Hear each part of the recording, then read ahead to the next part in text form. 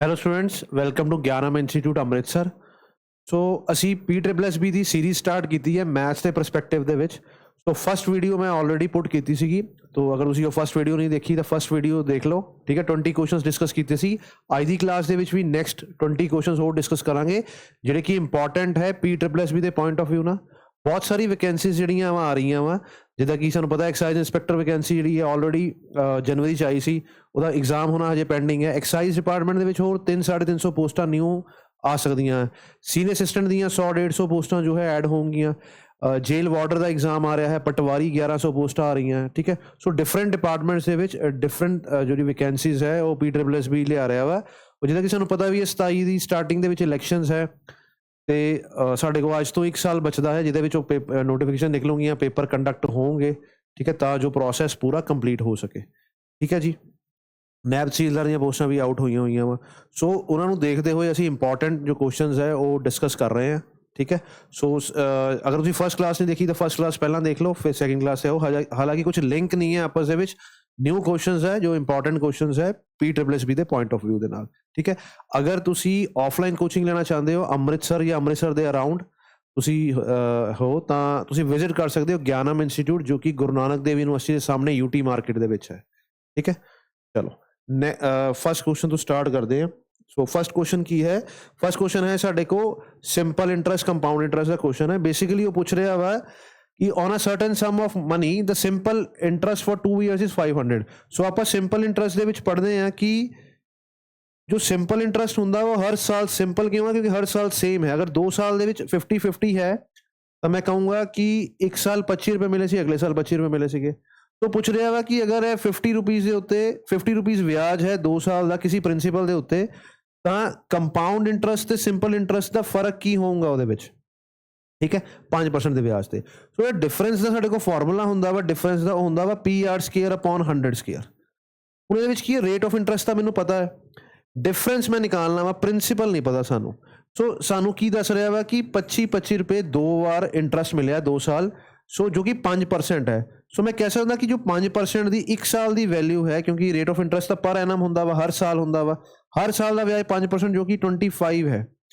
ਜਿਹੜਾ ਇਹ ਪਰਸੈਂਟੇਜ ਹੁੰਦਾ ਵਾ ਇੰਟਰਸਟ, ਇਹ ਪ੍ਰਿੰਸੀਪਲ ਦਾ ਪਾਰਟ ਹੁੰਦਾ ਵਾ, ਠੀਕ ਹੈ। ਪ੍ਰਿੰਸੀਪਲ ਨੂੰ ਅਗਰ ਮੈਂ 100% ਮੰਨ ਲਵਾਂ ਤਾਂ ਉਹਦਾ 5% ਦੀ ਵੈਲਿਊ ਦਿੱਤੀ ਹੋਈ ਹੈ 25। ਸੋ ਪ੍ਰਿੰਸੀਪਲ ਕੀ ਹੋਊਗਾ? 100%। ਜਾਂ ਤਾਂ ਮੈਂ ਕੀ ਕਰਾਂ, ਇਹਨੂੰ 20 ਨਾਲ ਮਲਟੀਪਲਾਈ ਕਰ ਲਾਂ, 5 ਦਾ 20 ਦਾ ਮਲਟੀਪਲ 100 ਹੁੰਦਾ ਵਾ, ਇਹਦੇ 20 ਦਾ ਮਲਟੀਪਲ ਕੀ ਆ ਜਾਊਗਾ ਸਾਡੇ ਕੋਲ? 500। ਸੋ ਇਹਦਾ ਮਤਲਬ ਪ੍ਰਿੰਸੀਪਲ ਕਿੰਨਾ ਵਾ? 500। ਸੋ ਪ੍ਰਿੰਸੀਪਲ ਅਗਰ ਮੈਂ ਪੁੱਟ ਕਰਾਂ 500, ਰੇਟ ਆਫ ਇੰਟਰਸਟ ਕਿੰਨਾ ਵਾ? 5%। 100² ਜਿਹੜਾ ਵਾ ਉਹ ਪਰਸੈਂਟ ਦੀ ਹੀ ਵੈਲਿਊ ਹੁੰਦੀ ਹੈ, 100 × 100। ਸੋ 5 ਅਗਰ ਕੱਟ ਕਰਾਂਗੇ ਇੱਥੇ ਕੀ ਆਊਗਾ? 20। ਇੱਥੇ ਕੀ ਆਊਗਾ? 20। ਸੋ ਬਚੂਗਾ ਕੀ ਸਾਡੇ ਕੋਲ? 500/400, 0 ਨਾਲ 0 ਕੈਂਸਲ। ਸੋ 5/4 ਦੀ ਵੈਲਿਊ ਹੁੰਦੀ ਹੈ 1.25। ਕਿੰਨੀ ਹੁੰਦੀ? 1.25, ਸਵਾ ਰੁਪਇਆ, ਠੀਕ ਹੈ ਜੀ। ਸੋ ਤੁਸੀਂ ਐਗਜ਼ਾਮ 'ਚ ਕੀ ਯਾਦ ਰੱਖਣਾ ਇਸ ਕੁਐਸਚਨ ਦੇ ਵਿੱਚ ਕਿ ਤੁਹਾਨੂੰ ਡਿਫਰੈਂਸ ਦਾ ਫਾਰਮੂਲਾ ਆਉਣਾ ਚਾਹੀਦਾ, PR² / 100²। ਇੱਕ ਪੁਆਇੰਟ ਹੈ ਕਿ ਜਿਹੜਾ ਪ੍ਰਿੰਸੀਪਲ ਜੋ ਇੱਥੇ ਇੰਟਰਸਟ ਹੁੰਦਾ ਵਾ, ਸਿੰਪਲ ਇੰਟਰਸਟ ਹਰ ਸਾਲ ਸੇਮ ਹੁੰਦਾ ਵਾ। ਸੋ ਅਗਰ 2 ਸਾਲ ਦਾ 50 ਹੈ ਤਾਂ ਹਰ ਸਾਲ 25 ਰੁਪਏ ਮਿਲ ਰਿਹਾ। ਉਹ 25 ਰੁਪਏ ਜੋ ਇੰਟਰਸਟ ਹੈ 5% ਹੈ, ਉਹਦਾ 100% ਨਿਕਾਲਾਂਗੇ ਤਾਂ 500 ਰੁਪਇਆ ਪ੍ਰਿੰਸੀਪਲ ਆ ਗਿਆ। ਪ੍ਰਿੰਸੀਪਲ ਦੀ ਵੈਲਿਊ ਆ ਗਈ, ਰੇਟ ਦੀ ਵੈਲਿਊ ਆ ਗਈ, ਤਾਂ ਮੇਰੇ ਕੋਲ ਡਿਫਰੈਂਸ ਆ ਜਾਊਗਾ। 2 ਸਾਲ ਦਾ ਫਾਰਮੂਲਾ ਤੇ 3 ਸਾਲ ਦਾ ਫਾਰਮੂਲਾ, ਡਿਫਰੈਂਸ ਦਾ ਸਿੰਪਲ ਕੰਪਾਊਂਡ ਤੁਹਾਨੂੰ ਯਾਦ ਹੋਣਾ ਚਾਹੀਦਾ ਵਾ। ਕੁਐਸਚਨ ਡਾਇਰੈਕਟ ਪੇਪਰ ਦੇ ਵਿੱਚ ਆਉਂਦੇ ਆ, ਠੀਕ ਹੈ ਜੀ। ਇੰਪੋਰਟੈਂਟ ਪਾਰਟ ਹੈ ਸਿੰਪਲ ਇੰਟਰਸਟ ਕੰਪਾਊਂਡ ਇੰਟਰਸਟ ਦਾ। ਨੈਕਸਟ ਕੁਐਸਚਨ ਦੇਖਦੇ ਹੋ, ਕਹਿੰਦਾ LCM ਜੋ ਹੈ 5 ਦਾ LCM, 8, 12 ਤੇ 20 ਦਾ LCM, ਇਹਨਾਂ ਚੋਂ ਕਿਹਦਾ ਮਲਟੀਪਲ ਨਹੀਂ ਹੋਊਗਾ? ਦੇਖੋ ਜਿਹੜਾ ਵੀ ਇਹਨਾਂ ਨੰਬਰਾਂ ਦਾ LCM ਹੋਊਗਾ ਇਹ ਸਾਰਿਆਂ ਦੇ ਮਲਟੀਪਲ ਹੋਣਗੇ। ਅਸੀਂ ਕੀ ਨਿਕਾਲਦੇ? LCM ਦਾ ਮਤਲਬ ਹੁੰਦਾ ਵਾ ਕਿ ਮਲਟੀਪਲ ਜਿਹੜਾ ਕਾਮਨ ਹੈ ਸਾਰਿਆਂ ਲਈ, ਸਾਰਿਆਂ ਦੇ ਕਾਮਨ ਦਾ ਮਤਲਬ ਕਿ 5 ਦਾ ਮਲਟੀਪਲ ਵੀ ਹੋਊਗਾ, 8 ਦਾ ਮਲਟੀਪਲ ਵੀ ਹੋਊਗਾ, 12 ਦਾ ਵੀ ਹੋਊਗਾ, 20 ਦਾ ਵੀ ਹੋਊਗਾ, ਤੇ ਲੋਐਸਟ ਹੋਣਾ ਚਾਹੀਦਾ। ਇਹਦਾ ਮਤਲਬ ਹੁੰਦਾ LCM। ਹੁਣ ਜੋ ਇਹਦਾ LCM ਨਿਕਲੂਗਾ ਉਹ ਕਹਿੰਦਾ ਕਿ ਇਹਨਾਂ ਚੋਂ ਕਿਹਦਾ ਮਲਟੀਪਲ ਨਹੀਂ ਹੋਊਗਾ? 3 ਦਾ ਮਲਟੀਪਲ ਹੋਊਗਾ, ਕਿਉਂਕਿ ਮੇਰੇ ਕੋਲ 12 ਦਾ ਮਲਟੀਪਲ ਨਿਕਲ ਕੇ ਆਊਗਾ, ਤੇ 12 ਕਿਹਦੇ ਤੋਂ ਬਣਿਆ ਵਾ? 3 × 4 ਤੋਂ। ਸੋ ਚਾਹੇ 12 ਹੈ, 24 ਹੈ, 36 ਹੈ, 3 ਦਾ ਮਲਟੀਪਲ ਰਹੂਗਾ। 9 ਦਾ ਮਲਟੀਪਲ ਰਹੂਗਾ, 9 ਲਈ ਮੇਰੇ ਕੋਲ 2 ਵਾਰ 3 ਹੋਣਾ ਚਾਹੀਦਾ ਵਾ ਪ੍ਰਾਈਮ ਫੈਕਟਰਾਈਜ਼ੇਸ਼ਨ ਵਿੱਚ। ਇੱਥੇ ਮੇਰੇ ਕੋਲ ਕੀ ਹੈ? 3 × 4, 1 ਟਾਈਮ ਤਾਂ ਹੈ। 5 को सिर्फ 5 है, 8 को की है 2 × 2 × 2 है, सो 3 ਇੱਥੇ ਵੀ ਨਹੀਂ ਹੈ। ਇਹਦੀ ਵੀ ਗੱਲ ਕਰੀਏ ਤਾਂ 4 × 5, 2 × 2 × 5, ਇਹਦਾ ਮਤਲਬ 3 ਹੋਰ ਕਿਤੇ ਨਹੀਂ ਹੈ। ਸਾਡਾ ਆਂਸਰ ਹੋਊਗਾ 9। 9 ਜੋ ਹੈ 9 ਦਾ ਮਲਟੀਪਲ ਨਹੀਂ ਹੋਊਗਾ ਇਹਨਾਂ ਦਾ ਐਲਸੀਐਮ। 8 ਦਾ ਹੋਊਗਾ, ਬਿਲਕੁਲ ਹੋਊਗਾ, ਇੱਥੇ 8 ਲਿਖਿਆ ਹੋਇਆ ਵਾ। 5 ਦਾ ਹੋਊਗਾ, ਬਿਲਕੁਲ ਹੋਊਗਾ, ਇਹ 5 ਦਾ ਵੀ ਮਲਟੀਪਲ ਹੈ। ਠੀਕ ਹੈ, ਸੋ ਸਾਡਾ ਆਂਸਰ ਕੀ ਆਊਗਾ 9 ਦਾ ਮਲਟੀਪਲ ਇਹਦਾ ਐਲਸੀਐਮ ਨਹੀਂ ਹੋਊਗਾ। ਠੀਕ ਹੈ ਜੀ, ਚਲੋ ਨੈਕਸਟ ਦੇਖਦੇ ਹਾਂ। The cricketer has a certain average of inning. ਦੇਖੋ ਇਹਦੇ ਵਿੱਚ ਕੀ ਹੁੰਦਾ ਵਾ, ਅਸੀਂ ਇਹਨ ਕੁਐਸਚਨ ਨੂੰ ਐਲੀਗੇਸ਼ਨ ਦੇ ਨਾਲ ਕਰਦੇ ਹਾਂ ਜੋ ਕਿ ਬਹੁਤ ਈਜ਼ੀ ਹੋ ਜਾਂਦਾ ਵਾ। ਉਹ ਕਹਿੰਦੇ ਕਿ ਕ੍ਰਿਕਟਰ ਹੈ, ਉਹਦੀ 9 ਇਨਿੰਗਸ ਦੀ ਕੋਈ ਐਵਰੇਜ ਹੈ ਤੇ ਅਗਲੀ ਇੱਕ ਇਨਿੰਗ ਦੇ ਵਿੱਚ ਉਹਨੇ 100 ਰਨ ਬਣਾਤੇ। ਤਾਂ ਐਲੀਗੇਸ਼ਨ 'ਚ ਕੀ ਹੁੰਦਾ, ਐਲੀਗੇਸ਼ਨ ਮਿਕਸਚਰ ਜੋ ਹੈ, ਮਿਕਸਚਰ 'ਚ ਆਪਾਂ ਕੰਮ ਕਰਦੇ ਹਾਂ। ਇੱਥੇ ਦੋ ਚੀਜ਼ਾਂ ਕਿਹੜੀਆਂ ਮਿਕਸ ਹੋਣਗੀਆਂ, ਇੱਕ ਤਾਂ ਉਹ 9 ਇਨਿੰਗਸ ਦੀ ਗੱਲ ਕਰ ਰਿਹਾ ਵਾ, ਇੱਕ 1 ਇਨਿੰਗ ਦੀ ਗੱਲ ਕਰ ਰਿਹਾ ਵਾ। 9 ਇਨਿੰਗਸ ਦੀ ਕਹਿੰਦਾ ਕੋਈ ਐਵਰੇਜ, ਆਪਾਂ ਇੱਥੇ ਐਵਰੇਜ ਲਿਖਦੇ ਹਾਂ, ਉਹ ਮੈਨੂੰ ਪਤਾ ਨਹੀਂ ਕਿੰਨੀ ਹੈ। ਅਗਲੇ ਇੱਕ ਮੈਚ ਦੇ ਵਿੱਚ ਉਹਨੇ 100 ਰਨ ਬਣਾਤੇ, ਇੱਥੇ ਵੀ ਅਸੀਂ ਐਵਰੇਜ ਲਿਖਦੇ ਹਾਂ। ਇੱਕ ਮੈਚ ਦੇ ਵਿੱਚ ਅਗਰ ਕੋਈ ਪਰਸਨ 100 ਰਨ ਬਣਾਉਂਦਾ ਵਾ ਤਾਂ ਉਹਦੀ ਐਵਰੇਜ ਕਿੰਨੀ ਹੋਊਗੀ 100। ਸੋ ਇੱਕ ਐਵਰੇਜ ਇੱਥੇ ਲਿਖਤੀ, ਇੱਕ ਐਵਰੇਜ ਲਿਖਤੀ, ਇਹਨਾਂ ਨੂੰ ਮਿਕਸ ਕਰਾਂਗੇ। ਉਹ ਕਹਿ ਰਿਹਾ ਵਾ ਕਿ ਅਗਲੇ ਇੱਕ ਮੈਚ ਦੇ ਵਿੱਚ 100 ਰਨ ਬਣਾਉਣ ਨਾਲ ਉਹਦੀ ਐਵਰੇਜ ਜਿਹੜੀ ਹੈ ਉਹ 8 ਰਨ ਤੋਂ ਇਨਕਰੀਜ਼ ਹੋ ਗਈ। ਸੋ ਪਹਿਲਾਂ ਐਵਰੇਜ ਕਿੰਨੀ ਸੀਗੀ x, ਹੁਣ 10 ਇਨਿੰਗਸ ਦੀ ਕਿੰਨੀ ਹੋ ਗਈ, 10ਵੀਂ ਇਨਿੰਗ ਮਿਲਾ ਕੇ x + 8। ਇੱਥੇ ਅਸੀਂ ਕੀ ਲਿਖਦੇ, ਕੰਬਾਈਨਡ ਐਵਰੇਜ। ਕੰਬਾਈਨਡ ਐਵਰੇਜ ਕਿਹਦੀ, ਜਿਹੜੀ ਇਹ ਨੀਚੇ ਨੰਬਰ ਲਿਖੇ ਹੁੰਦੇ ਆ, ਇਹ ਰੇਸ਼ੋ 'ਚ ਹੁੰਦੇ ਆ।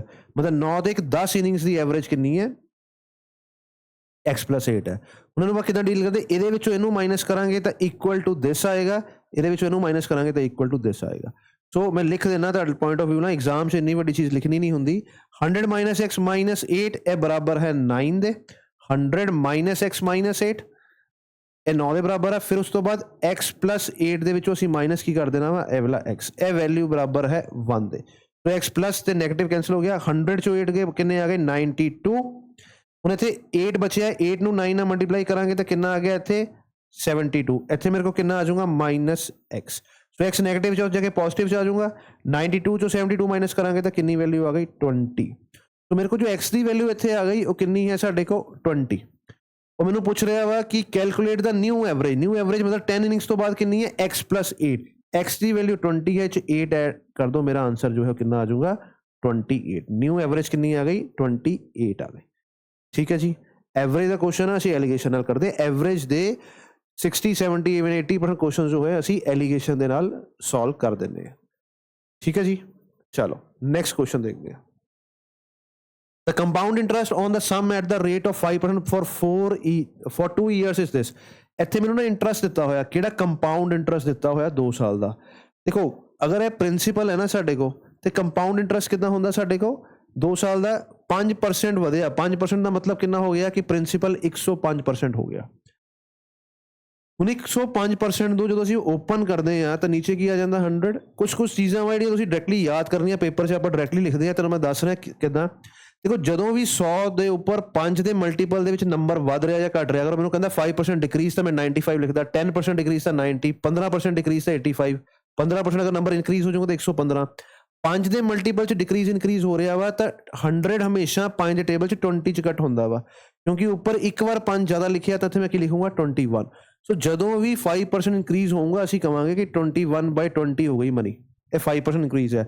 2 ਵਾਰ ਹੋਇਆ ਵਾ ਤਾਂ ਮੈਂ ਲਿਖੂੰਗਾ 21/20। ਠੀਕ ਹੈ ਜੀ, ਇੱਕ ਵਾਰ ਮੈਂ ਅਰੇਂਜ ਕਰ ਰਿਹਾ ਵਾਂ। ਹੁਣ ਦੇਖੋ ਇਹਦਾ ਮਤਲਬ ਕੀ ਹੈ ਕਿ ਜਿਹੜਾ ਮੇਰਾ ਪ੍ਰਿੰਸੀਪਲ ਹੈ ਉਹ ਕਿੰਨਾ ਹੋ ਜਾਊਗਾ, 21 ਦਾ ਸਕੁਅਰ ਹੁੰਦਾ 441/400। ਇਹਦਾ ਮਤਲਬ ਹੈ ਕਿ ਅਗਰ ਪ੍ਰਿੰਸੀਪਲ 400 ਸੀਗਾ ਨਾ, ਹੁਣ ਸਾਡੇ ਕੋਲ ਅਮਾਊਂਟ ਹੈ ਵਿਆਜ ਪਾ ਕੇ ਉਹ ਕਿੰਨਾ ਹੋ ਗਿਆ 441। ਇੰਟਰਸਟ ਕਿੰਨਾ ਐਡ ਹੋ ਗਿਆ 41 ਰੁਪੀਜ਼ ਇੰਟਰਸਟ ਐਡ ਹੋ ਗਿਆ। ਪੈਸੇ ਕਿੰਨੇ ਸੀ 400 ਰੁਪਇਆ ਸੀਗਾ। ਹੁਣ ਇਹ ਤਾਂ ਮੈਂ ਨਿਕਲਿਆ ਅਗਰ ਮੈਂ ਪਰਸੈਂਟੇਜ ਪੁਆਇੰਟ ਆਫ ਵਿਊ ਨਾਲ, ਫ੍ਰੈਕਸ਼ਨ ਪੁਆਇੰਟ ਆਫ ਵਿਊ ਦੇ ਨਾਲ, ਐਕਚੁਅਲ ਜੋ ਕਹਿ ਰਿਹਾ ਵਾ ਕਿ ਇਹਦਾ ਵਿਆਜ ਹੈ ਕਿੰਨਾ ਵਾ 512.50 ਹੈ ਤੇ ਮੈਨੂੰ ਇਹਦੀ ਵੈਲਿਊ ਪੁੱਛ ਰਿਹਾ ਵਾ। 41 ਪੁਆਇੰਟਸ ਦੀ ਵੈਲਿਊ ਮੈਨੂੰ ਦਿੱਤੀ ਹੋਈ ਹੈ ਉਹਨੇ। 41 ਪੁਆਇੰਟਸ ਅਸੀਂ ਨਿਕਾਲਿਆ, ਇਹਦੇ ਵਿੱਚ ਇੰਟਰਸਟ ਹੈ 400 ਵਾਲੀ ਚੀਜ਼ 441 ਹੋ ਗਈ ਕੰਪਾਊਂਡ ਇੰਟਰਸਟ ਐਡ ਕਰਕੇ। ਸੋ 41 ਰੁਪੀਜ਼ ਇੰਟਰਸਟ ਹੋਇਆ ਜੋ ਕਿ ਐਕਚੁਅਲ 'ਚ ਕਿੰਨਾ ਵਾ 512.50। ਸੋ 41 ਦੀ ਅਗਰ ਮੈਂ ਇਹਨਾਂ ਕਟਿੰਗ ਕਰੂੰਗਾ ਤਾਂ ਮੇਰੇ ਕੋਲ ਆਊਂਗਾ ਇੱਥੇ 12.5। ਠੀਕ ਹੈ, ਹੁਣ ਇਹ ਜਦੋਂ 41 ਹੈ ਮੈਂ ਕਟਿੰਗ ਕੀਤੀ ਤਾਂ ਮਤਲਬ ਕੀ ਹੈ ਕਿ ਇਹਦੇ ਵਿੱਚੋਂ 1 ਪੁਆਇੰਟ ਦੀ ਵੈਲਿਊ ਆ ਗਈ। 41 ਚੋਂ 1 ਪੁਆਇੰਟ ਦੀ ਵੈਲਿਊ ਇੰਨੀ ਹੈ ਤੇ 400 ਪੁਆਇੰਟਸ ਦੀ ਅਗਰ ਵੈਲਿਊ ਨਿਕਾਲਣੀ ਹੈ ਤਾਂ ਮੈਂ ਇਹਨੂੰ 400 ਨਾਲ ਮਲਟੀਪਲਾਈ ਕਰ ਦੂੰਗਾ। ਸੋ ਕਿਸੇ ਨੰਬਰ ਨੂੰ ਵੀ ਜਦੋਂ 4 ਨਾਲ ਅਸੀਂ ਮਲਟੀਪਲਾਈ ਕਰਦੇ ਹਾਂ, ਇਸ ਨੰਬਰ ਨੂੰ ਆਪਾਂ 2 ਵਾਰ ਡਬਲ ਕਰ ਦਿੰਦੇ ਹਾਂ। 12.5 ਡਬਲ ਕਿੰਨਾ ਹੋ ਗਿਆ 25, 25 ਦਾ ਡਬਲ ਕਿੰਨਾ ਹੋ ਗਿਆ 50, 50। ਲਾਸਟ ਦੇ ਵਿੱਚ ਇਹ 2 0 ਜਿਹੜੇ ਆ ਐਡ ਕਰ ਦਿਓ। ਸੋ ਮੇਰਾ ਆਂਸਰ ਕਿੰਨਾ ਹੋਊਗਾ 5000। ਠੀਕ ਹੈ, ਸਾਨੂੰ ਕੋਈ ਵੀ ਫਾਰਮੂਲਾ ਲਗਾਉਣ ਦੀ ਲੋੜ ਨਹੀਂ। ਤੁਹਾਡੀ ਪਰਸੈਂਟੇਜ ਤੇ ਫ੍ਰੈਕਸ਼ਨ ਜਿਹੜੀਆਂ ਵਾ ਉਹ ਸਟਰੋਂਗ ਹੋਣੀ ਚਾਹੀਦੀਆਂ, ਉਹ 'ਤੇ ਤੁਹਾਡੀ ਗ੍ਰਿਪ ਹੋਣੀ ਚਾਹੀਦੀ ਹੈ। ਸਾਰੇ ਕੁਐਸਚਨ ਜੋ ਹੈ simple interest, compound interest, profit loss, discount, ਇਹ ਸਾਰੇ परसेंटेज की ग्रिप ते चलते हैं, ठीक है। सो मैंने फ्रैक्शंस आनियाँ बहुत जरूरी है, ठीक है। 41 441 स्क्वेयर्स आने जरूरी है, 21 का स्क्वेयर, बेसिकली 30 तक के स्क्वेयर्स आने चाहिए। अगर कोई बच्चा ऑफिसर रैंक का एग्जाम तैयार कर रहा है तो 50 तक के स्क्वेयर्स याद कर ले। याद करने की ट्रिक्स होंदियां वा, याद कर लो, पर अल्टीमेटली फिर मैनू सारे नंबर्स टिप्स ते होने चाहिए, ठीक है जी। चलो नेक्स्ट क्वेश्चन देखते हैं। सो साडे को स्पीड डिस्टेंस का टाइम है सर्कुलर, क्वेश्चन है सर्कुलर फॉर्म दे विच। वो कह रहे Sumit and Rajan run on the circular track of circumference. So एक साडे को सर्कल है, सर्कुलर ट्रैक है, मान लो कि ये सर्कुलर ट्रैक है, ठीक है। हुण इहदे विच की है कि ये टोटल सर्कमफ्रेंस जिहड़ा वो कह रहे 600 मीटर का, 600 मीटर का ट्रैक है पूरा। सुमित ते राजन सेम साइड ते रन कर रहे, सेम जगह तो स्टार्ट होए। एक दी स्पीड है 5 किलोमीटर पर आवर, एक दी स्पीड है 2 किलोमीटर पर आवर। वो कहता कि they start from the same place at the same time and the same direction, when will they be together again for the first time. देखो कदों होंगे, जितना कि मान लो कि इतों दोनों जने स्टार्ट होए तो 5 किलोमीटर पर आवर स्पीड वाला अगे निकल जाऊंगा। उन्होंने अगे निकल जाऊंगा तो उन्हें इन्नी बार मतलब इन्ना डिस्टेंस कवर करना है ताजो दोबारा आके जो सुमित है और राजन को मिल सके, ठीक है। उन दोबारा आके मिलन लई उन्होंने कितना डिस्टेंस ज्यादा कवर करना पाऊंगा, जिन्ना ट्रैक का डिस्टेंस है जो कि कितना वा 600 मीटर का वा, इन्ना डिस्टेंस इनू ज्यादा कवर करना पाऊंगा। तो सारे को फॉर्मूला की हुंदा वा speed is equal to distance upon time. क्योंकि अगर सुमित रन कर रहा है तो राजन भी रन कर रहा है, सो मैं इत्थे की देखूंगा रिलेटिव स्पीड कितनी है, दोनों की आपस दे विच सेम डायरेक्शन स्पीड आप माइनस कर देने हैं। 5 - 2 कितना हो गया 3 किलोमीटर पर आवर। हुण साडे को आंसर इत्थे सेकंड्स दे विच है, इसलिए मैं इहनू की करूंगा मीटर पर सेकंड से कन्वर्ट करूंगा, जो कि 5/18 ना मल्टीप्लाई करके आंदा वा, ठीक है। बेसिक लेक्चर से आप दसदे हैं। हुण डिस्टेंस कितना कवर करना वा 600 मीटर, उन्हें मेरे को टाइम पूछया वा, ठीक है। रिलेटिव स्पीड कितनी होगी, दोनों को माइनस करके 3 किलोमीटर पर आवर, 5/18 ना मल्टीप्लाई किया मीटर पर सेकंड, ए मीटर ए सेकंड से भी आंसर आ जाऊंगा, ठीक है। इत्थे मेरे को आ गया 6, 5 दे किहड़े टेबल 60 आंदा वा 12 दे 120, 120 * 6 कितना हुंदा वा 720। सो टाइम कितना होगा 720 सेकंड, ठीक है जी। 720 सेकंड साडे को आंसर कितना आ गया अगला, ठीक है जी। चलो next question multiple time B+B आ चुका वा। हुण मेंसुरेशन तो क्वेश्चन है cylindrical vessel 60 centimetre of diameter is partially filled with water. So एक सिलेंड्रिकल वेसल है साडे को,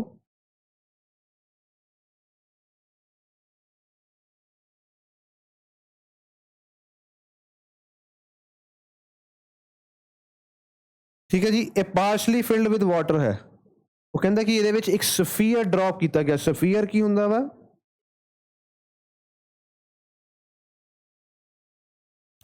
सफीयर हुंदा वा बॉल,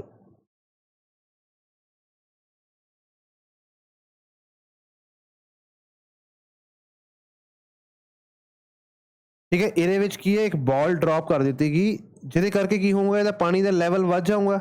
असी दसना वा कितना लैवल इंक्रीज किया, हाइट कितनी इंक्रीज की। तो स्फीयर की है एक वॉल्यूम वाली चीज है, 3D फिगर है। सो स्फीयर की वॉल्यूम कितनी होंगी है 4/3 πr³। इन्नी वॉल्यूम ये एंटर की है तो उन्नी ही वॉल्यूम का पानी इंक्रीज कर जाऊंगा। तो सिलेंडर की वॉल्यूम कितनी होंगी है πr²h। इन्हों मैं कंपेयर करना वा, ठीक है। सो जो असी स्फीयर विच पुट किया वा उहदी वॉल्यूम 4/3 πr³ ते सिलेंडर का वॉल्यूम होंदा πr²h, ठीक है जी। क्योंकि इन्ना पोर्शन भी सिलेंड्रिकल फॉर्म दे विच ही है। सो हुण कह रहे सिलेंड्रिकल वैसे 60 सेंटीमीटर डायमीटर, इसका मतलब इत्थे रेडियस कितना होगा, देखो पाई ना पाई कैंसिल हो गया, रेडियस कितना आ गया 30। सो मैं लिखूंगा 30 × 30। हाइट मैनू दसनी है, सफीयर 30 सेंटीमीटर डायमीटर, इसका मतलब रेडियस कितना होगा, इसका रेडियस होगा 15। सो 15 का क्यूब है, इसलिए 15 कितना आ गया 3 टाइम्स आ गया। The increase in the level of water H निकालना है। हुण देखो 15 2 टाइम्स, इत्थे कितना आ गया 2, इत्थे कितना आ गया 2, 2 2 * 4, 4 * 4 कट गया, इत्थे 3, इत्थे कितना आ गया 5। सो हाइट की वैल्यू आ गई मेरे को 5, कितनी वैल्यू आ गई 5 सेंटीमीटर। सो ये साडा आंसर है, ठीक है जी। मेंसुरेशन के क्वेश्चन जनरली बहुत ईजी होंगे है, अगर तुहानू क्वेश्चन की अंडरस्टैंडिंग है तो तुहानू फॉर्मूले याद है, ठीक है। चलो next, a piece of work can be done by 6 man. कोई काम है जो कि 6 मैन एंड 5 वुमेन कितने टाइम च करते हैं 6 डेज दे विच, ते 3 मैन ते 4 वुमेन उन्होंने कर रहे हैं 10 डेज दे विच। देखो जो एग्जाम च क्वेश्चन आता ना एंड वाला तो असं आ स्टेटमेंट्स नहीं लिखते। मैं की देखता वा कि अगर 6 मैन तो 5 वुमेन असं बुलाने कोई काम करन 6 दिन आऊँगे तो काम होऊगा। अगर मैं एक दिन च ही काम कंप्लीट करवाना हो 6 की जगह तो एक दिन तो मैं 6 गुना मैन तो 6 गुना वुमेन चाहिए। सो 6 गुना मैन किन्ने होंगे 36 मैन प्लस 6 गुना वुमेन किन्ने हो गए 30 वुमेन। सिमिलरली इत्थे भी मैं की करूँगा 10 दिन आ रहे हैं, मैं एक दिन च काम खत्म करना तो 10 गुना मैन दैट मीनस 30 मैन ਤੇ 40 ਵੂਮਨ ਚਾਹੀਦੇ। ਸੋ ਇਹ ਤੋਂ ਮੇਰੇ ਕੋ ਕੀ ਆਊਗਾ ਮੈਨ ਤੇ ਵੂਮਨ ਦੀ ਰੇਸ਼ੋ ਆ ਜਾਊਗੀ 36 ਮੈਨ 30 ਮੈਨ। ਇੱਥੇ ਮੈਂ ਲਿਖਦਾ 6 ਮੈਨ ਮਾਈਨਸ ਕਰਨ ਤੋਂ ਬਾਅਦ ਉਹ ਸੌਰੀ ਆਪ ਵੇਖਦੇ ਫਰਕ ਨਹੀਂ ਕੁਝ ਪੈਂਦਾ, ਤੁਸੀਂ ਇੱਥੇ ਲਿਖ ਲਓ 6 ਮੈਨ ਔਰ ਉੱਥੇ ਜਾ ਕੇ ਕੀ ਆ ਗਿਆ ਇੱਥੇ 10 ਵੂਮਨ। ਜਾਂ ਮੈਂ ਕਹੂੰਗਾ ਕਿ 3 ਮੈਨ ਜੋ ਹੈ ਉਹ ਕਿਹਦੇ ਬਰਾਬਰ ਹੈ 5 ਵੂਮਨ ਦੇ। ਸੋ ਆ ਚੀਜ਼ ਜੋ ਹੈਗੀ ਆ ਸਾਨੂੰ ਅੱਗੇ ਯੂਜ਼ ਕਰਨੀ ਹੈ। ਹੁਣ ਇੱਥੇ ਮੈਂ ਯੂਜ਼ ਕਰੂੰਗਾ M1 D1 is equal to M2 D2। वो कह रहे हैं कि 6 men and 5 women। जनरली आप की करीदा वा कि अगर मैं इत्थे men लिखूंगा ना तो इत्थे भी men नहीं लिखूंगा। तो 6 men तो कह रहा है पहली कंडीशन दे विच नाल की है 5 women है। 5 women की कितनी वैल्यू है 3 men दे। इसका मतलब 6 men ते 3 men अगर मैं ऐड करूंगा तो पहली कंडीशन जो कह रहा है कि 9 men 6 men and 5 women मिला के 9 men हो गए। किसी काम को कितने दिन च कर रहे हैं 6 दिन च कर रहे हैं। पूछा कि है मैंने 9 मैन एंड 15 वुमेन। हूँ देखो 9 मैन तो कंप्लीट 9 मैन है 15 वुमेन है 15 वुमेन है तो किन्ने मैन के बराबर है 5 3 जा 15 3 3 जा 9 मैन। सो 15 वुमेन 9 मैन के बराबर है। सो मैं इतने लिखूंगा 9 मैन। ठीक है। सो 9 मैन एंड 15 वुमेन भी 9 मैन टोटल कितने हो गए 18 मैन।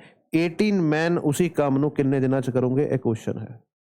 9 1 जा इतने 9 2 जा 18 2 ना करांगे तो 3 3 ਦਿਨਾਂ ਦੇ ਵਿੱਚ ਕੰਮ ਜਿਹੜਾ ਵਾ ਉਹ ਕੰਪਲੀਟ ਹੋ ਜਾਊਗਾ। ਠੀਕ ਹੈ। ਸੋ ਕਰਨਾ ਕੀ ਸੀਗਾ ਇਹ ਚ ਐਂਡ ਐਂਡ ਔਰ ਦੋਨੋਂ ਵਾਲੇ ਕੁਐਸਚਨਸ ਆਉਂਦੇ ਆ। ਔਰ ਵਾਲੇ ਦੇ ਵਿੱਚ ਤਾਂ ਮੈਨੂੰ ਸਿੱਧੇ ਪਤਾ ਲੱਗ ਜਾਂਦਾ ਵਾ ਕਿ ਇਹਨਾਂ ਦੀ ਆਪਸ ਵਿੱਚ ਰਿਲੇਸ਼ਨ ਕੀ ਹੈ। ਐਂਡ ਵਾਲੇ ਦੇ ਵਿੱਚ ਇੱਕ ਦਿਨ ਦਾ ਕੰਮ ਦੂਸਰੇ ਵਾਲੇ ਇੱਕ ਦਿਨ ਦੇ ਕੰਮ ਦੇ ਨਾਲ ਕੰਪੇਅਰ ਕਰਕੇ ਮੈਨ ਤੇ ਵੂਮਨ ਦੀ ਰੇਸ਼ੋ ਨਿਕਾਲ ਲੈਣੀ ਹੈ। ਹੁਣ ਅਸੀਂ ਇੰਟਰਚੇਂਜਿੰਗਲੀ ਯੂਜ਼ ਕਰਾਂਗੇ। ਜਾਂ ਤਾਂ ਮੈਂ ਡਾਟਾ ਮੈਨ ਵਾਲਾ ਪੁੱਟ ਕਰੂੰਗਾ ਜਾਂ ਵੂਮਨ ਵਾਲਾ ਪੁੱਟ ਕਰੂੰਗਾ। ਠੀਕ ਹੈ ਜੀ। ਚਲੋ ਨੈਕਸਟ ਦੇਖਦੇ ਹਾਂ। Wholesale tea dealer has 408 kilograms, 468 kilograms, 3 different qualities of tea. He wants it all to be packed into the boxes of equal size without mixing. Find the capacity.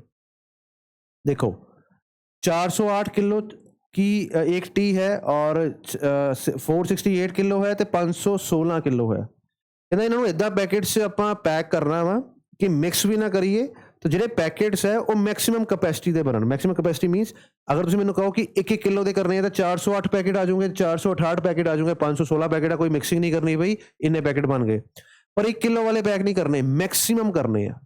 Highest ਕਿੰਨੀ quantity ਹੋ ਸਕਦੀ ਹੈ। ਸੋ ਜਦੋਂ ਕਹਿੰਦਾ maximum ਕਿੰਨੇ ਆ ਤਾਂ ਅਸੀਂ ਫਾਈਂਡ ਕਰਦੇ ਹਾਂ highest common factor. Highest common ਇਹਨਾਂ ਦਾ ਜਿਹੜਾ ਆਊਗਾ ਕਿਲੋਗ੍ਰਾਮਸ ਦੇ ਵਿੱਚ ਆਵਾਂਗਾ ਕਿ ਡਾਟਾ ਵੀ ਕਿਲੋਗ੍ਰਾਮਸ ਦੇ ਵਿੱਚ ਹੈ। ਉਹ ਕਿਲੋਗ੍ਰਾਮਸ ਹੋਣਗੇ ਜਿਹੜੇ ਇੱਕ ਪੈਕੇਟ ਦੇ ਵਿੱਚ ਆਪਾਂ ਮੈਕਸਿਮਮ ਪੁੱਟ ਕਰ ਸਕਦੇ ਹਾਂ ਤਾਂ ਜੋ ਮੈਨੂੰ ਨਾ ਤਾਂ ਟੀ ਬਚੇ ਕੋਈ ਤੇ ਨਾ ਹੀ ਮਿਕਸਿੰਗ ਕਰਨੀ ਪਵੇ। ਸਮਝ ਗਏ। ਸੋ ਹਾਈਐਸਟ ਕਾਮਨ ਫੈਕਟਰ ਕਿਹਦਾ ਨਿਕਾਲਣਾ ਹੈ 408 468 ਤੇ 516 ਦਾ। ਹੁਣ ਇਹਨੂੰ ਕਰਨ ਦੇ ਬੜੇ ਸਾਰੇ ਤਰੀਕੇ ਹੈ। ਕਈ ਲੋਕ ਇਹਨਾਂ ਨੂੰ ਆਪਸ ਵਿੱਚ ਮਾਈਨਸ ਕਰਕੇ ਜੋ ਆਨਸਰ ਆਉਂਦਾ ਹੈ ਉਹਦਾ HCF ਨਿਕਾਲ ਲੈਂਦੇ ਆ ਜਾਂ ਮੈਂ ਡਾਇਰੈਕਟ ਵੀ ਕਰ ਸਕਦਾ ਵਾਂ। ਦੇਖੋ 08 68 ਤੇ 16 ਲਾਸਟ ਟੂ ਡਿਜਿਟ ਸਾਰਿਆਂ ਦੇ ਵਿੱਚ ਕੀ 4 ਦੇ ਮਲਟੀਪਲ ਹੈ। ਮਤਲਬ 4 ਦਾ ਮਲਟੀਪਲ ਹੈ। अगर मैं प्लस करा 8 ਤੇ 4 12 8 6 14 4 18 12 18 ਤੇ 12 ਦਾ मतलब 3 ਦਾ ਮਲਟੀਪਲ ਵੀ ਹੈ ਤੇ 4 ਦਾ ਮਲਟੀਪਲ ਵੀ ਹੈ ਤੇ 12 ਦਾ ਮਲਟੀਪਲ ਵੀ ਹੈ।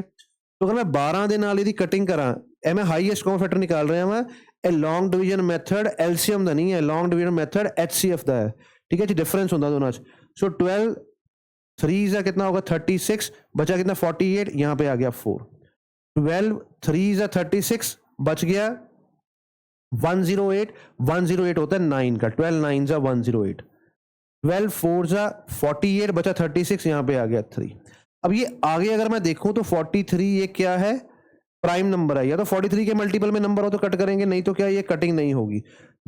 HCF निकालते टाइम मेरे को बस जहां तक कटिंग हो रही है तीनों की कटिंग हो रही है वही नंबर देखना था। 2 की कटिंग नहीं देखनी थी तीनों की कटिंग होनी चाहिए। सो अगर फर्दर कटिंग नहीं हो रही तो इनका जो हाईएस्ट कॉमन फैक्टर है वो 12 आ गया। सो मेरे को 12 किलो के पैकेट पैक करने पड़ेंगे। सो इसका आंसर क्या आएगा 12 kg। तो find the capacity of the largest possible box वो होगी 12 kg। ठीक है। बड़ा सिंपल सा क्वेश्चन है। ठीक है। एग्जाम में बार बार आता है। वो ये भी पूछ सकता है कि कितने बैग्स बन गए कितने पैकेट बन गए। सो क्या करेंगे, 408 किलो, हर एक पैकेट में 12-12 किलो है, तो ये निकल आएगा, ये कितना निकल के आएगा 34। सो मेरे पास देखो, या तो ये मेरा आंसर होता है HCF, या फिर इनको प्लस कर लेंगे तो मेरा आंसर आ जाएगा 34 + 39 + 43। ये क्या होगा कि कितने बैग्स बने हैं टी के, वो इतने बैग्स बने हैं। ठीक है जी, चलो नेक्स्ट क्वेश्चन देखते हैं।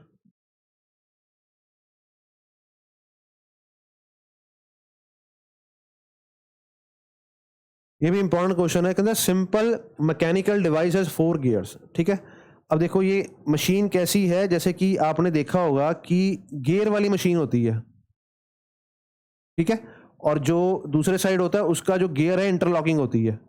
ठीक है, जैसे कि गन्ने का रस वाली मशीन देखी है आपने, उसमें जो रन कर रहा होता है वो इंटरलॉकिंग मशीन्स होती हैं। कोई गियर जो होता है बड़ा होता है, या उसके टीथ ज्यादा होते हैं, किसी के कम होते हैं। ठीक है, सो इसमें बताया हुआ 4 गियर्स हैं ABCD, जिनके टीथ जो हैं वो कितने हैं, 10, 21, 12 एंड 17 है रिस्पेक्टिवली।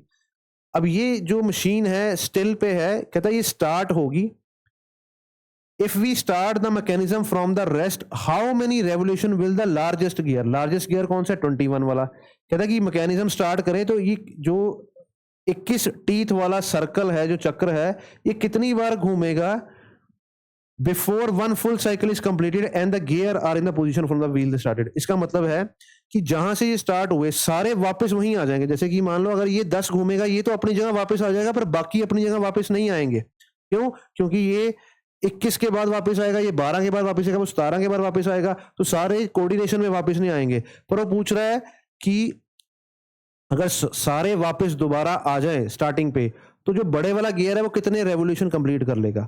सबसे पहले हमने ये देखना है कि सारे बराबर कितनी देर बाद आएंगे। कितनी देर का मतलब कि इसके अगर 10 टीथ है, इसके 21 है, इसके 12, 17, तो कितने टीथ रोटेट करें कि ये बराबर आए, वो होगा इनका एलसीएम। 10, 21, 12 और 17, इसका जो एलसीएम होगा उतने टीथ कवर करेंगे, तब ये भी अपनी पोजीशन पे आ जाएगा स्टार्टिंग में, ये भी इनका सबका मल्टीपल है। ठीक है, जैसे 21, 42, 63, तो इसका मल्टीपल, तो एलसीएम निकालूंगा, उस उतने में क्या है, सारे स्टार्टिंग में आ जाएंगे। अब उतने टीथ में 21 वाला कितनी बार घुमा है उसको हम डिवाइड कर देंगे। ठीक है, सो इसका एलसीएम क्या होगा, देखो अब ये है 2 × 5, यहां क्या है 7 × 3, यहां क्या है 2 × 2 × 3, और ये अकेला 17 जो है प्राइम नंबर है। सो प्राइम फैक्टराइजेशन अगर मैं करूं तो मेरे को 17 तो नंबर लेना ही लेना है। अब मेरे को क्या नजर आ रहा है, 2 नजर आ रहा है, 3 नजर आ रहा है, 5 नजर आ रहा है, 7। अब इन सब की मैक्सिमम पावर लेनी है। 17 की पावर मैक्सिमम 1 है, 2 की पावर कितनी है, यहां देखो 2 है, तो ये 2 आ जाएगा। 3 की मैक्सिमम पावर 1 है, 5 की 1 है, 7 की 1 है, ये हमारा एलसीएम होगा। ठीक है जी, सो 17 2 × 34, 34 का डबल करेंगे तो 68 आ जाएगा। इसकी वैल्यू आ गई मेरे पास 68 × 5 कर लेते हैं, और 7 3 × 21, तो यहां पे मेरी वैल्यू आएगी, इसको 21 से करेंगे तो 10 से करेंगे तो 3400, 3400 कितना आ गया 6800, और यहां पे आ गया 340, तो हमारे पास आ गया 7140। ये 7140 क्या है, ये इनके टीथ हैं, इतनी बार घूमेंगे, मतलब जो 10 वाला है वो 10 को मैं इससे डिवाइड करूंगा तो 714 बार रोटेट करेगा। ठीक है, तब जाके वो 140 टीथ घूम जाएगा, अपनी पोजीशन में वापस आ जाएगा। अब ये तो इनका एलसीएम आ गया मेरे को कि सारे जाने अपनी पोजीशन पे आ जाएंगे। वो कह रहा है जो बड़े वाला गियर है, सबसे बड़े वाला, वो कितनी रेवोल्यूशन रोटेट कर चुका होगा, 7140 में 21 के मल्टीपल में। 21 के बाद आ जाएगा, कितनी रेवोल्यूशन होगी ये मेरे को बतानी है। यहां पे आ गया 3 × 63, फिर यहां पे आ जाएगा 4 और 0, सो मेरा आंसर है 340 रेवोल्यूशंस के बाद ये स्टार्ट 7140 के बाद तो स्टार्ट पे आ जाएंगे, और इतने में जो ये वाला लार्जेस्ट गियर है वो 340 बार घूम चुका होगा। ठीक है जी, चलो नेक्स्ट क्वेश्चन देखते हैं। The LCM of the two numbers is this and their product is this. So ये आपने याद रखना है कि the LC product of LCM and HCF of two numbers is equal to product of two numbers. उसने product of two number बता रखा है कितना है 18750। वो कह रहा है हाईएस्ट कॉमन फैक्टर कितना होगा डिवाइडेड बाय एलसीएम। एलसीएम दे रखा है 750, ये 0 से 0 कट गया। ठीक है, सो अगर मैं यहां देखूंगा तो मेरा मल्टीपल 2 वाला आएगा। अगर मैं 2 की बात करूं तो एक ही आंसर है 2 वाला, 25 विल बी आवर आंसर। देखो जहां बता 375 75 के 5 के टेबल में आता है। ठीक है जी, इजी क्वेश्चन है ये, पर ये मेरे को फॉर्मूला याद होना चाहिए कि 2 नंबर का जो प्रोडक्ट होता है वो उनके एलसीएम और एचसीएफ के बराबर होता है। नेक्स्ट देखते हैं हम। नेक्स्ट आ गया, the amount is this divided among ABC such that if their shares are reduced by, very important question. देखो वो कह रहा है कि मेरे को ना इसको 3 नंबरों में डिवाइड करना है और तीनों के शेयर को अगर 5 रुपए, 10 रुपए और 15 रुपए रिस्पेक्टिवली मैं रिड्यूस करूंगा ना, तब ये वैल्यू आएगी। अब देखो रेशियो से जब हम एक्चुअल नंबर बनाते हैं तो नंबर्स हमारे पास क्या आएंगे, एक आएगा 3x, एक आएगा 4x, एक आएगा 5x। ये रेशियो कब आई, जब a में से 5 रुपए कम कर दिए थे, तो मैं इसमें 5 रुपए बढ़ा दूं एक्चुअल, तो इसके पास इतने रुपए आएंगे। इसमें से 10 रुपए कम कर दिए थे, इसमें 10 ऐड कर दें, और इसमें 15 कम कर दिए तो 15 ऐड कर दो, एक्चुअल में इतने इतने पैसे आने हैं। ये मिला के मेरे पास कितने हो जाएंगे, 2430। ये जो रेशो दे रखी है ना, ये ए के शेयर से 5 रुपए कम, बी के शेयर से 10 रुपए कम और सी के शेयर से 15 कम के बाद आई है। 3:4:5। अब नंबर से 3x 4x 5, इसमें 5 ऐड कर दिया, इसमें 10 ऐड कर दिया, इसमें 15 ऐड कर दिया। ये अब इतने के बराबर आ गए जिन्हें डिवाइड करने हैं। अब देखो ये 5 और 10 इज 15 और 15 कितना आ गया 30, सो प्लस 30। और x में देखे 5x 4x 9 और 3 12x इज इक्वल टू 2430। यहाँ 30 ज्यादा है, ये 30 यहाँ जाके माइनस हो जाएगा, कितना आ गया 2400, जो कि 12x की वैल्यू है। x की वैल्यू आ जाएगी 200।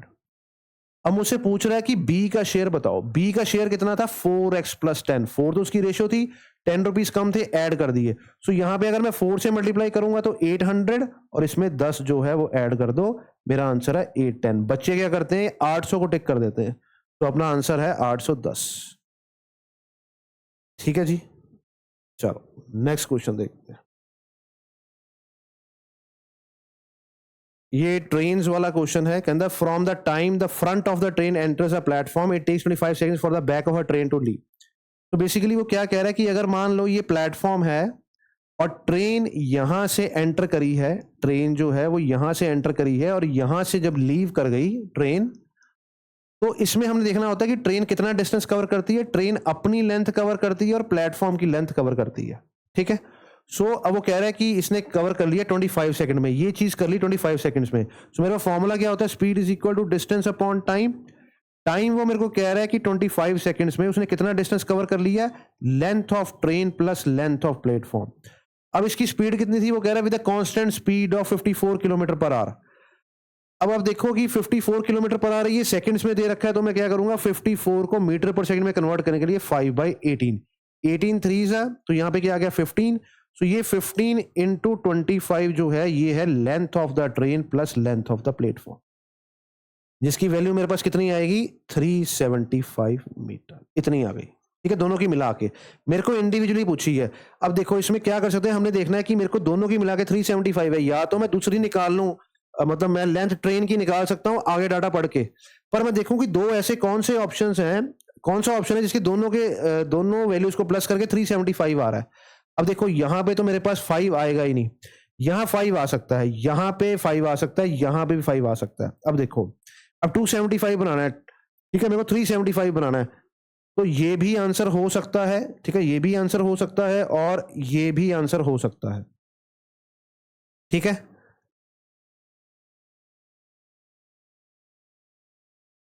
ये आंसर नहीं होगा, इसका सम जो है मेरे पास इसका सम है 0 मिनट, तो ये दोनों ऑप्शन नहीं होंगे, ये दो ऑप्शंस हो सकते हैं। ठीक है, सो मेरे को निकालना ही पड़ेगा आगे। तो कह रहे हैं at the same speed it takes 14 second to pass a man. किसी मैन को जब ट्रेन, देखो ये कोई मैन है, इसको अगर कोई ट्रेन पास कर रही है तो कितनी लेंथ कवर करेगी, वो अपना ही अपनी जो ट्रेन की लेंथ है वही डिस्टेंस कवर होता है जब हम किसी मैन को पास करते हैं। इसमें अगर speed is equal to distance upon time का फॉर्मूला लगाऊं तो डिस्टेंस यहाँ पे ट्रेन का होगा, लेंथ ऑफ ट्रेन, टाइम जो है वो कह रहा है 14 सेकेंड्स। अब इसमें क्या है कि मैन की भी स्पीड है जो कि सेम डायरेक्शन में जा रहा है, इसकी अपनी कितनी थी 54, मैन सेम डायरेक्शन में जा रहा है, सेम डायरेक्शन में हम क्या करते हैं माइनस कर देते हैं। यहाँ पे क्या आ गया 45, अब इसको मीटर पर सेकंड में करना है तो 5/18, ये 5 जा, ये क्या आ गया 2, मेरे पास आ जाएगा 25/2 किलोमीटर पर आवर। ठीक है जी, सो यहां जो वैल्यू आई मेरे पास आ गई 25/2 किलोमीटर पर आवर। सो ये 1 जा, ये 7 जा, सो 25 इंटू 7 होता है 175। अब मेरे को यहां क्लियर हो गया कि जो लेंथ ऑफ द ट्रेन है वो 175 है, 175 यहां आ रहा है। ठीक है, सो मेरा आंसर क्या होगा ठीक है, इजी क्वेश्चन है ये। अगर आप हमसे पढ़ते हो तो हम आपको सारे के सारे टाइप्स करवाते हैं जो कि ट्रेन्स के होते हैं। ट्रेन ट्रेन को क्रॉस कर रही है, सबसे पहले तो होता है ट्रेन जो किसी नॉन मूविंग चीज को पास करती है और वो नॉन मूविंग चीज की अपनी कोई लेंथ नहीं है। जैसे कि ये पर्सन, इसकी अपनी लेंथ नहीं है अगर ये किसी प्लेटफॉर्म पे खड़ा हो तो, या फिर सिग्नल है या पोस्ट है या लैंप है, उसको पास करना, ये एक जो है आपके पास सिचुएशन रहती है। फिर हम देखते हैं कि ट्रेन पास कर रही है प्लेटफॉर्म को। प्लेटफॉर्म वैसे तो स्टेशनरी है पर उसकी अपनी एक लेंथ है। फिर ट्रेन क्या है, ट्रेन को पास कर रही है, ट्रेन ब्रिज को पास कर रही है, ट्रेन प्लेटफॉर्म पे मूविंग पर्सन को पास कर रही है, जैसे कि इसमें है। ऐसे करके हमारे पास डिफरेंट डिफरेंट जो है केसेस बनते हैं और बहुत इजी होता है, कॉमन सेंस से काम इसमें लेना होता है। बहुत ज्यादा इजी कॉन्सेप्ट है ये, ठीक है, ट्रेन्स का। नेक्स्ट, टाइम एंड वर्क का क्वेश्चन है कि the contract is be completed in. So एक कॉन्ट्रैक्टर ने कॉन्ट्रैक्ट लिया जिसमें वो कह रहा है कि 104 मैन 56 डेज में रोज के 8 आवर्स में किसी काम को कंप्लीट करेंगे। ये कॉन्ट्रैक्ट हुआ था, ठीक है। सो जनरली हमें पता है जो कॉन्ट्रैक्ट गवर्नमेंट के होते हैं वो टाइम पे खत्म नहीं होते। तो यहां पे भी ऐसे ही है कि कॉन्ट्रैक्ट तो ये हुआ था, पर हुआ क्या, वो कह रहा है कि आफ्टर 30 डेज, 30 दिन में। अब देखा जाए तो यहां पे वो 30 दिन की बात कर रहा है, कहता है 30 दिन में 2/5 ऑफ द वर्क हो गया। अब क्या है कि देखो 104 मैन तो इतने ही रहते हैं। अब 56 डेज में करना था, 30 डेज में 8 घंटे में वो कहता है कितना वर्क हुआ। ये वर्क होता है कंप्लीट वर्क, हम डिनोमिनेटर में लिखते हैं।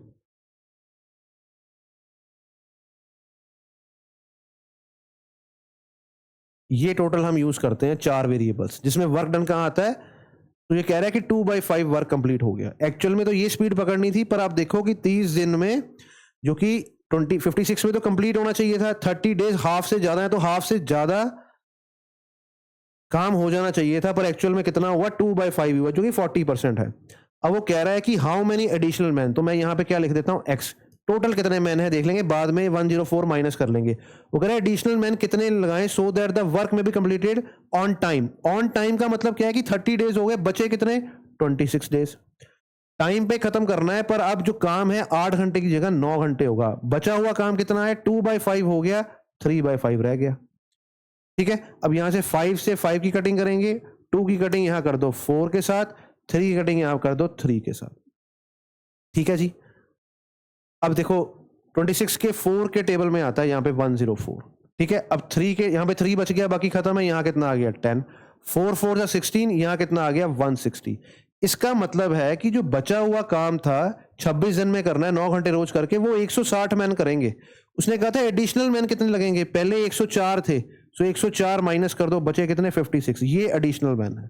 तो 56 क्या आएगा मेरा आंसर, डी, ठीक है जी। समझ गए, इंपॉर्टेंट क्वेश्चन है ये भी जो ये टाइम एंड वर्क का अच्छे क्वेश्चंस में से ये आता है, ठीक है। ऐसे 2-3 तरह के क्वेश्चंस होते हैं जिसमें इन बिटवीन काम जो है वो हम देखते हैं। अब यहाँ पे तो क्या टोटल वर्क की बात हो रही है, कई बार वो कहता है कि रिमेनिंग वर्क काम खत्म करने के लिए कितना टाइम लगेगा, ठीक है। सो 2-3 तरह के क्वेश्चंस हैं, वो सारे के सारे इंपॉर्टेंट है। देखो एग्जाम में क्या होता है कि कॉम्पिटेटिव एग्जाम में क्या फंडा है कि आपको वो क्वेश्चन ठीक करने हैं जो आपका कॉम्पिटिटर गलत कर रहा है। इजी क्वेश्चन तो सारे कर लेंगे। कई बार मेरे को लगता है कि यार मैं इतने क्वेश्चन कर रहा है और बाद में पता चलता है कि वो सबने ठीक करे। पटवारी में 90+ कट ऑफ जनरल कैटेगरी में थी, क्योंकि इजी वाले क्वेश्चन तो सारे कर लेंगे। आपको टफ क्वेश्चन करना है। जिस दिन आपने टफ क्वेश्चन करने शुरू कर दिए तो आप अपने कॉम्पिटिटर को बीट करना शुरू कर देंगे, ठीक है जी। चलो, how many 2 digit numbers leave the remainder 1 when divided by 5।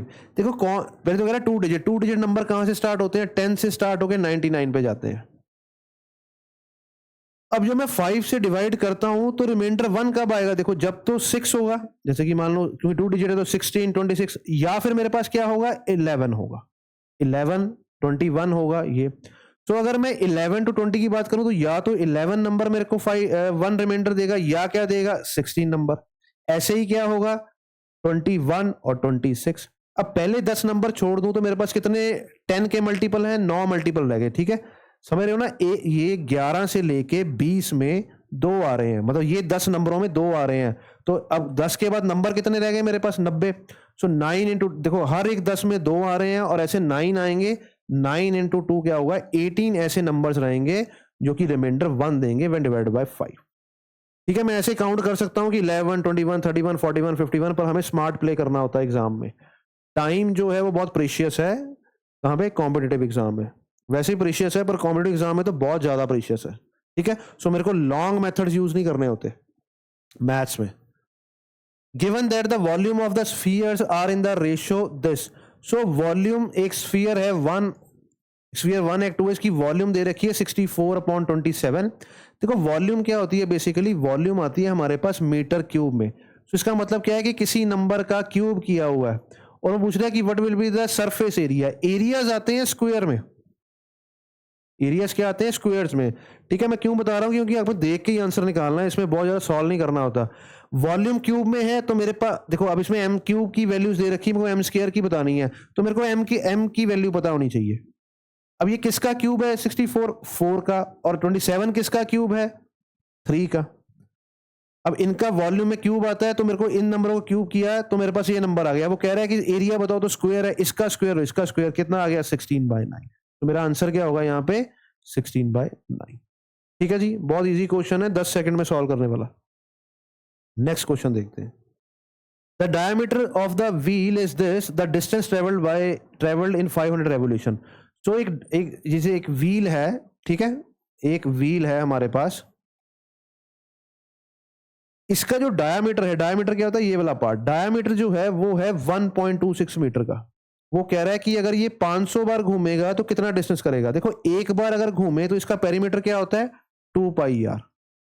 एक बार अगर घूमेगा तो इतना डिस्टेंस ट्रेवल करेगा, 500 बार घूमेगा तो कितना करेगा, इतना, 2 × 22/7। अब आर कितना आएगा, डायमीटर 126 है, रेडियस कितना होगा इसका हाफ, मैं लिख दूं 0.63 या लिखूंगा 63/100, ठीक है। इसका हाफ करके लिख दिया मैंने radius.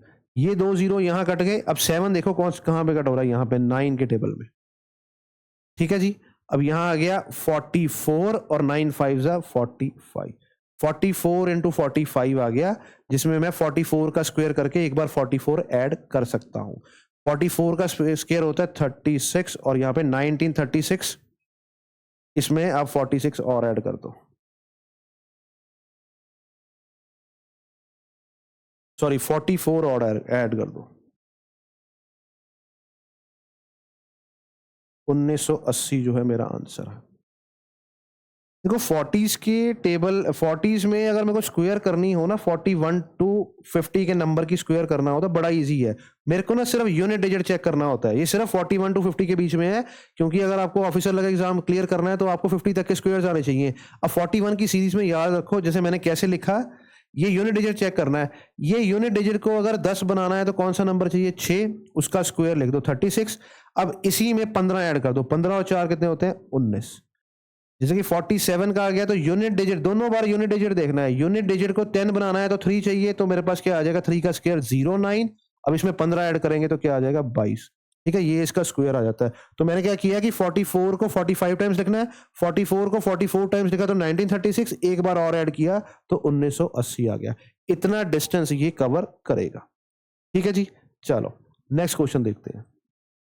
Aman and Raman can complete the work. Aman and Raman can complete the work in 32 days and 20 days respectively. तो सबसे पहले हम क्या करते हैं, इसका एलसीएम निकालते हैं। अब देखो एलसीएम का मतलब क्या है, दोनों का मल्टीपल होना चाहिए, कॉमन और लोएस्ट। तो इसका मल्टीपल जो 20 का है उसके पीछे तो जीरो आएगा ही आएगा। 32 का ऐसा पहला कौन सा मल्टीपल है जिसमें जीरो आएगा, 2 को 5 से मल्टीप्लाई करेंगे तो 10 बनता है, तो इसका 5 का मल्टीपल जो कि 160 है। 160 20 के टेबल में भी आता है, तो इसका एलसीएम कितना होगा, 160। 28 जा और ये 5 जा, ये मेरे पास क्या है, एफिशिएंसी है कि रोज का कितना काम कर रहा है, ठीक है। ये टाइम एंड वर्क का पूरा कॉन्सेप्ट होता है। They start work together after 10 days. अब देखो जब इकट्ठे काम कर रहे हैं A + B, तो रोज के कितने यूनिट्स काम हो रहे हैं, ये 8 यूनिट काम कर रहा है, ये 5 कर रहा है, टोटल मिलके 13। 10 दिन काम किया तो इन्होंने 130 यूनिट बना दिए। बनाने कितने थे, 160, बचे कितने, 30। अब उसके बाद क्या है, रमन जो है, Raman leaves the work, Raman leave कर गया तो बचा कौन, अमन। अमन की एफिशिएंसी कितनी है, रोज के 5 यूनिट बनाता है, बनाने कितने हैं, 30, रोज के 5 बनाता है, इसको 6 दिन लगेंगे। वो कह रहा टोटल कितने दिन में काम हुआ, 10 दिन, तो उसने खुद बोला है कि 10 दिन इकट्ठे काम किए, 6 दिन और लगेंगे, टोटल है 16 दिन। 16 डेज जो है मेरा आंसर, ठीक है जी।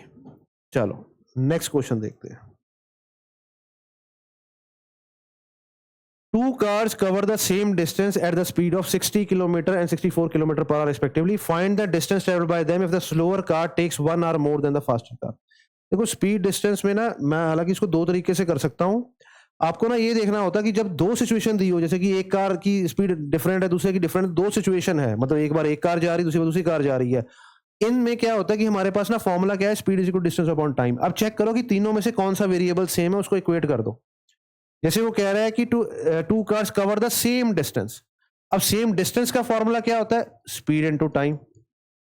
अब मैं क्या करूंगा, दोनों का डिस्टेंस जो इक्वेट कर दूंगा, दोनों ने डिस्टेंस सेम ट्रेवल किया है, तो एक जगह स्पीड है मेरे पास 60 की। अब वो क्या कह रहा है कि जो स्लोअर कार है उसको 1 घंटा ज्यादा लगा। सो मैं क्या मान लूं कि ये स्लोअर है 60 वाली, इसको अगर टाइम टी लगना था तो इसको 1 घंटा ज्यादा लगा, और 64 वाले को क्या है, टी टाइम लगा। ठीक है, इसको अगर टी लगा तो 1 घंटा ज्यादा लगा। सो यहां आ गया 60 T plus 60 is equal to 64 T. अब ये उधर चले गया तो कितना बच गया, 4 टी। यहां कितना आ गया, 60। टाइम कितना आ गया, इसका मतलब कि ये जो कार है 64 किलोमीटर पर आवर की स्पीड में, इसने 15 घंटे किया और इसने 16 किया हुआ स्पीड से। सो डिस्टेंस पूछ रहा है मेरे से वो। सो डिस्टेंस जो है वो कितना होगा, डिस्टेंस होता है स्पीड इनटू टाइम। अब स्पीड चाहे इसकी ले लो, देखो ये दोनों डिस्टेंस है, तुम आप टी की वैल्यू पुट करो, दोनों में आंसर सेम आएगा। सो अगर मैं इसमें पुट करूं तो मेरे पास आ जाएगा 64 इंटू 15। 10 से करेंगे तो 64, और 5 से करेंगे तो 640, सॉरी 10 से करेंगे 640, 320। आंसर आ गया 960। तो मेरा आंसर क्या होगा, 960 किलोमीटर आएगा, मीटर नहीं आएगा। ठीक है जी, समझ गए। चलो नेक्स्ट क्वेश्चन देखते हैं। A takes twice as much time as B and B as much as और अच्छा, A takes twice as much time as B और thrice as much time as C। तो देखो टाइम की बात करेंगे, टाइम वर्क का क्वेश्चन है। अगर मैं मान लूं कि इसको 2x टाइम लग रहा है C की वैल्यू, तो A को लग रहा है इससे 3 गुना, तो मैं क्या लिखूंगा 6x, और A को B से डबल लग रहा है तो मैं यहां लिख दूं 3x। A को C से 3 गुना लग रहा था, इसलिए मैंने 2 का 3 गुना कर दिया, कितना आ गया 6, और इसका डबल है। सो बेसिकली मैंने क्यों ऐसे यहां पे 2 लिया। आप ऐसे भी कर सकते हो कि इसने एक बार ट्वाइस बोला है, एक बार इसने बोला है थ्राइस। 2 और 3 का एलसीएम ले लो, कितना आ गया 6, इसकी वैल्यू 6 ले लो ए की। अब इसका 3 गुना, इसका 2 गुना आ जाएगा। ठीक है, इसका 2 गुना, इसका 3 गुना, तो ये आ गया टाइम्स। उसको working together finish the work in 2 days. अगर इकट्ठे काम करें ना 2 दिन लगते हैं, तो सबसे पहले मैं क्या है वो निकालूंगा कि टोटल यूनिट्स कितने हैं। तो इसमें जो टोटल यूनिट्स है वो मेरे पास आएंगे 6x। इनका एलसीएम जो है वो 6x होगा। देखो 6, 3 और 2 का एलसीएम होगा 6, और x कॉमन है तो 6x हो गया। इसकी जो एफिशिएंसी है 1 यूनिट की है, इसकी 2 की है, इसकी 3 की है। वो क्या कह रहा है कि 6x वर्क करने के लिए तीनों जने मिलकर 3 + 2 5 1 6 यूनिट काम कर रहे हैं, तो 2 दिन लग रहे हैं। तो इसका मतलब x की वैल्यू कितनी है, 2। x की वैल्यू कितनी है, 2। यहां पे x की वैल्यू 2 का मतलब क्या हो गया कि यहां पे 6 आ गया, यहां पे 12 आ गया, और यहां पे कितना आ गया, 4 आ गया। ठीक है जी, ठीक है, और यहां पे कितना आ जाएगा 12। और मेरे को कह रहा है कि B, how many days B can do the work alone. B को कितने दिन लगेंगे कि वो काम खत्म कर ले। टोटल वर्क कितना है 12, बी की एफिशिएंसी कितनी है 2 की है, तो इसको कितना टाइम लगेगा, 6 दिन लगेंगे। कितना टाइम लगेगा, 6 डेज। ठीक है जी, समझ गए। चलो नेक्स्ट क्वेश्चन करते हैं, लास्ट क्वेश्चन रहेगा आज की वीडियो का। आज जो है काफी अच्छे क्वेश्चंस थे जो कि एग्जाम में बार पूछे जाते हैं, अच्छी साइड वाली साइड। ठीक है, सो अगर ऐसे क्वेश्चंस आप ठीक कर लेते हैं तो आपका ऑटोमेटिकली पेपर निकलने के चांसेस बढ़ जाते हैं। द रेशियो, ये एज का इजी क्वेश्चन है कि the present age of the father and son is, father and son की जो प्रेजेंट एज है उसकी रेशियो है 7:2। आज से 10 साल बाद की जो रेशियो है वो कितनी है, 9:4।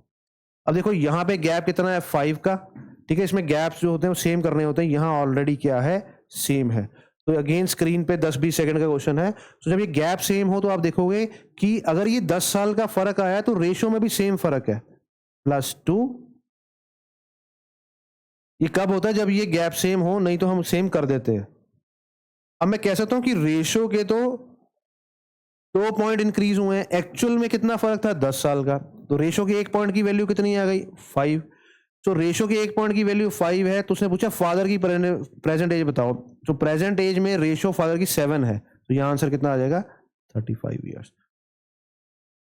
ठीक है जी। सो ऐसे ही हम ये सीरीज स्टार्ट करेंगे, इंपॉर्टेंट क्वेश्चंस जो है मैं और लेके आऊंगा।